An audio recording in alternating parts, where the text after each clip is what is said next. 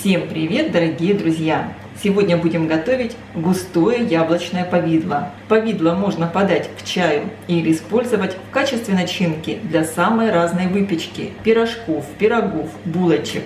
Повидло получается однородное, красивого янтарного цвета, очень вкусное и густое, и точно не будет вытекать из изделий во время выпечки. Для рецепта можно использовать самые разные яблоки, самых разных сортов, какие у вас есть. И не обязательно они должны быть целыми. Если у них будет немного ударен бочок, в этом нет ничего страшного. Лучше всего использовать яблоки, которые уже очень спелые. Лучше всего варить повидло в кастрюле с толстым дном. Тогда яблочное пюре не пристанет ко дну. Яблоки предварительно надо хорошо помыть. И теперь удаляю сердцевину и разрезаю их в зависимости от размера на 4 или 6 частей.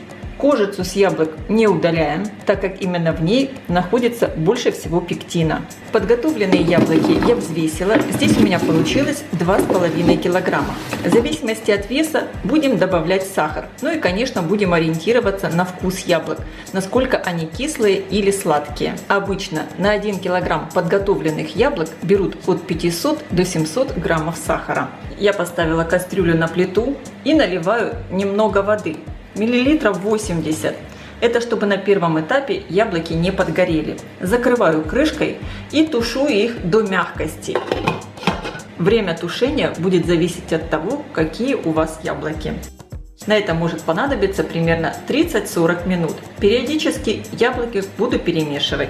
Тушим яблоки на небольшом огне, чтобы они ни в коем случае не подгорели. Яблоки хорошо протушились и стали вот такими мягкими. Фактически превратились в кашицу. Для этого мне понадобилось примерно 50-55 минут. Конечно, все зависит от того, какого сорта яблоки. У меня некоторые яблоки совсем уже расползлись, а некоторые яблоки чуть-чуть еще держат форму. Сейчас всю эту массу я хорошо пробью блендером до однородности. Конечно, если у вас нет блендера, можно просто протереть яблоки через мелкое сито, но отходов будет чуть больше. Благодаря тому, что протираем пюре через сито, оно получится очень красивым, однородным, без кожицы. И если здесь еще могли быть косточки, то есть оно будет очень красивое. Протертое пюре перекладываю пока в миску. И таким образом протираю всю яблочную массу.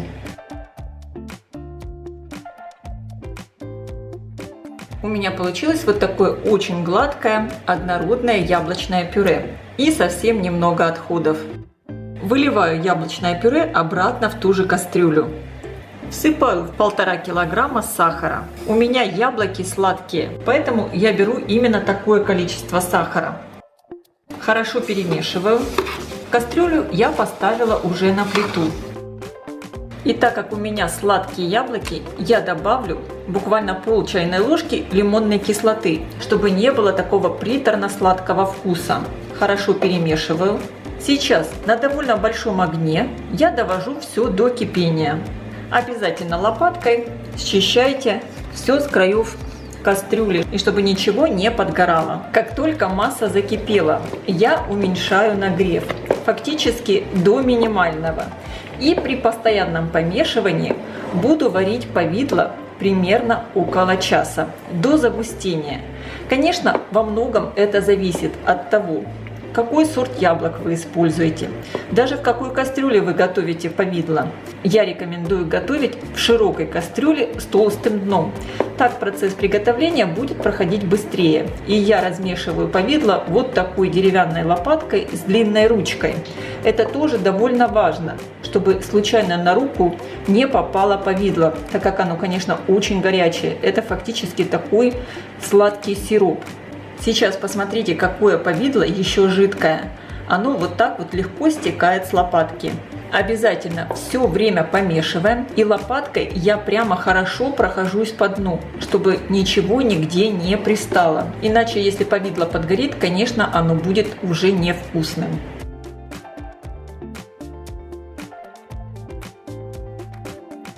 Повидло полностью готово. Посмотрите, я провожу ложкой. И даже сейчас видно дно кастрюли, то есть даже повидло сразу не соединяется. Оно вот так вот хорошо загустело, оставляет четкий след сверху, не растекается сразу. Такая густота меня устраивает. Повидло я уваривала после закипания 1 час. И оно получается такого очень красивого янтарного цвета и безумно ароматное. Я заранее простерилизовала банки. Я обычно их стерилизую в микроволновке. Хорошо их мою, наливаю немного на дно воды и буквально 5 минут на высокой мощности они у меня стоят в микроволновке. Крышки я кипячу в небольшой кастрюльке. И сейчас готовое горячее повидло разливаю по банкам. Вы видите, какое оно получается густое. С трудом течет. Я использую банки 0,75 литра. Банку плотно закрываю крышкой. Посмотрите, какая чистая кастрюля получилась. Абсолютно к дну ничего не пристало, именно благодаря постоянному помешиванию. Из этого количества ингредиентов у меня получилось 2 банки 0,75 литра и 1 0,5. И также у меня осталось еще немного повидла. Я его перекладываю в креманку. Как видите, здесь повидло еще фактически, можно сказать, теплое, но оно вот такое густое. Когда оно постоит, оно еще больше загустеет. Оно такого красивого янтарного цвета и очень ароматное. Банки таким образом я оставляю до полного остывания, а затем их просто переставляем в шкафчик. И такое повидло может стоять очень долго. Когда банку откроете, повидло хранить надо в холодильнике. А я желаю вам приятного аппетита. Ставьте лайки, пишите ваши комментарии. Делитесь этим новым видео с вашими друзьями в социальных сетях. Подписывайтесь на мой канал Люда Изи Кук. Позитивная кухня. Всем пока!